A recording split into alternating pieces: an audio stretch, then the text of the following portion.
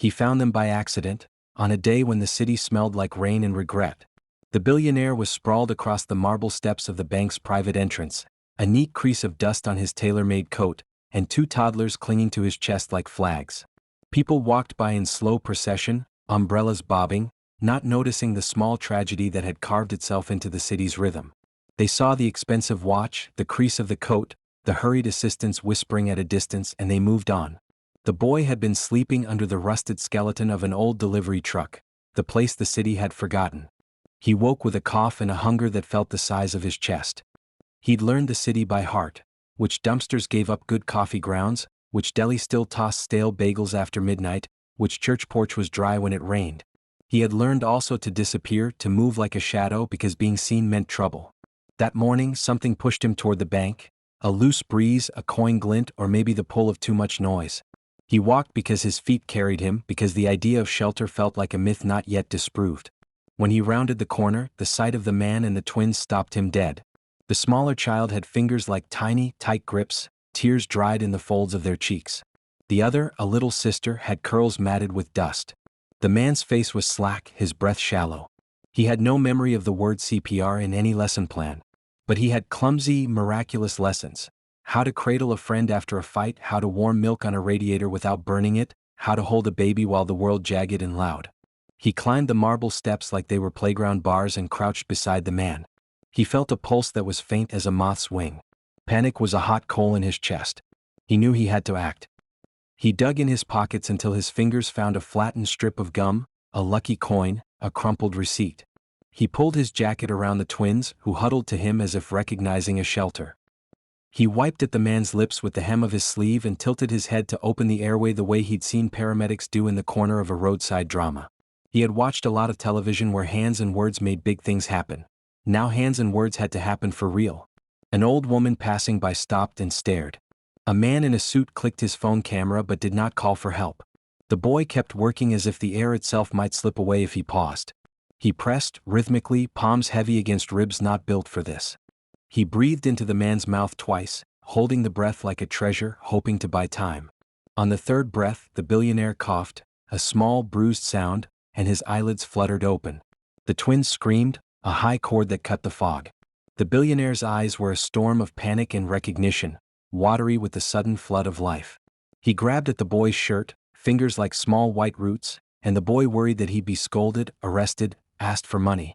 Instead, the man smelled of expensive cologne and hospital bleach, and he said a name the boy had never heard in that tone before.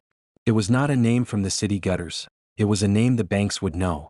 By the time an ambulance finally arrived, summoned by a witness who had been shamed into action, the boy had vanished. He could have stayed. He could have ridden in the ambulance, watched the doors close, seen the city's bureaucracy wheel into motion. But he had learned to leave with the quiet, because sticking around meant questions and forms and the shape of charity that left you hollow. He had wrapped the twins tighter and retreated to the shadow of the delivery truck, watching the commotion like a cautious spectator. The man recovered in a hospital suite where the curtains folded like polite applause. Nurses fussed, doctors argued about oxygen levels and possible strokes. Newspapers would later call it a medical episode and write editorials about the fragility of success. The billionaire himself woke to a world that smelled of antiseptic and the nervous click of keyboards, and one detail lodged in his mind: the two small hands that had gripped his coat, and the dark, brave eyes of the boy who had saved him. He hired detectives, men in pressed coats with ties like small nooses. Cameras pointed at alleys and soup kitchens. He posted a reward the size of a small island. He wanted to find the boy who had held his life between two palms. But the city is large, and boys who sleep under trucks are smaller than the headlines they sometimes create. Weeks passed. The reward signs wilted in the rain. The billionaire's days narrowed around a single memory: the way the boy did not flinch when he touched a body that had gone still. The twins, too young to carry comprehension, recovered quickly under the nanny's watch. They learned to prefer certain cartoons and to clap politely in high chairs. They didn't know the name of the boy, but they had already granted him a place in their private myth: the friend we found on the marble steps. They drew him with crayons, a small figure with the brightest smile and a cape made of wrapping paper. Months later, the billionaire, who had owned skyscrapers and satellites and more birthday cakes than some towns, began to change. Not because of philanthropy columns or advice from board members, but because he could not stop thinking about the boy.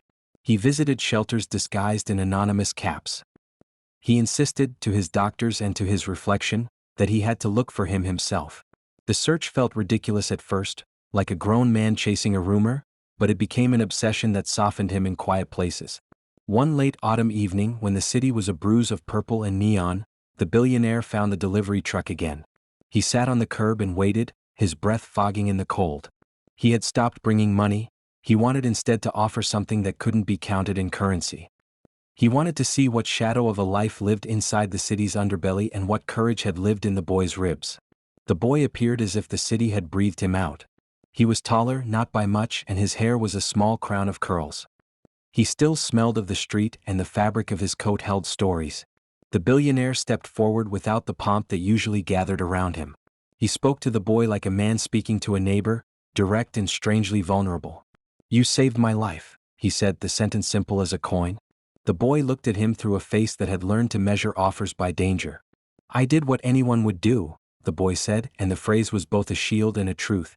He did not speak with the polished grammar of private schools. He spoke with the practical syntax of survival. "You were hurt. You needed help." The billionaire sat back on his heels and laughed, half an incredulous bark and half a soft thing unraveling. "If anyone else had done what you did, I would have built a statue. Instead, I found a hero I couldn't find in a crowd." They spent that night on a bench near the truck, 2 long lives folding into conversation. The boy spoke of stolen meals, of kindnesses that looked like old newspapers shared for betting, and of a mother who had loved him until she couldn't anymore. The billionaire told stories about company takeovers and a world where people's worth was measured by numbers and seat counts. The twins were never far from his mind. He sketched them in the margins of his speech, awkward with the tenderness. In time, the billionaire did what men like him do poorly. He tried to fix a life not understanding it. He offered the boy a place to stay, tutors, medical care, a caretaker who smelled faintly of lavender and knew how to ask about feelings without sounding like a brand. He expected gratitude etched in proper forms. The boy expected little and measured generosity in the clarity of an offer, not promises but steady help. For once, the billionaire's money moved like a warm hand instead of a headline. It wasn't magic. The boy resisted at first. Pride and suspicion have teeth. He had been given things before: hot meals with strings attached, charity that felt like performance. He didn't want to be a project or a philanthropist's feather in a cap. But he accepted small things: a clean set of clothes that fit like kindness, a toothbrush, a bed that didn't creak with every breath. He liked the library most of all, the stacks a cathedral of possibility. He learned words he had only known as sounds on television and began to turn them into tools. The billionaire, for his part, became clumsy at generosity in the sweetest way. He couldn't read the grammar of the boy's life, but he could listen. When the boy flinched at quick movements or refused to accept help in front of others, the billionaire learned the value of silence and of giving without spectacle. He stopped announcing gifts and started being present. He sat through awkward dinners, learned to fold diapers with trembling hands, and learned the bizarre etiquette of elementary school shows, clapping at the right moment and pretending not to cry when the twins sang off-key. Life, however, has a way of testing new mercies. The boy grew fond of the twins: small conspiracies at nap time, whispered secrets under blanketed forts. He found that the ragged ache in his chest softened with each baby laugh. Bonds formed that defied the currency of downtown newspapers. He was theirs in ways that were private and hard to define. He taught them how to make shadows on the floor that looked like dragons and how to press a thumb to a forehead to check for fever. The billionaire watched this with something like awe. But the city remembered the boy more than the billionaire. Forces that had nothing to do with compassion and everything to do with survival reached for him. An old gang that wanted loyalty instead of heart, a social worker who mistook his resistance for arrogance, a counselor who wanted to rewrite his past into an acronym. He wanted space to grow on his own terms. The billionaire wanted to protect him and to shield him from mistakes that were his to make. They argued, the kind of arguments that had no winners, only harder understandings. The turning point arrived when the businessman who owned a chain of high-end gyms decided to close a location and throw out a mountain of equipment. The billionaire, flustered with an idea and restless, bought half of it and asked the boy to help him convert an empty storefront into a community center. The project was both practical and symbolic: weight machines for strength, chairs for tutoring, a small pantry for the neighbors. The boy hesitated, then lent his hands and street instincts to the labor. He knew how to find bargains, how to coax volunteers, how to turn a discarded bench into a throne. The neighborhood came alive around the center. Kids who had nowhere to go in the afternoons found something to do. The twins learned to share toys with a humility that astonished adults. The boy developed a program for youth, Real Things, with sign-up sheets and snacks and a volunteer roster, where he taught street wisdom alongside math. He scolded the kids the way he'd been scolded on cold nights, with rules delivered like bedtime stories that you followed because they kept you alive. Not all days were triumphant. There were relapses, bad nights when his past knocked on his door like a tenant who refused to leave. There were hurtful glances from neighbors who suspected he had been purchased by the billionaire's wealth. There were legal forms that sourly reminded him of his lack of official history, of the way the system keeps the past attached to you like chains. But there were also celebrations.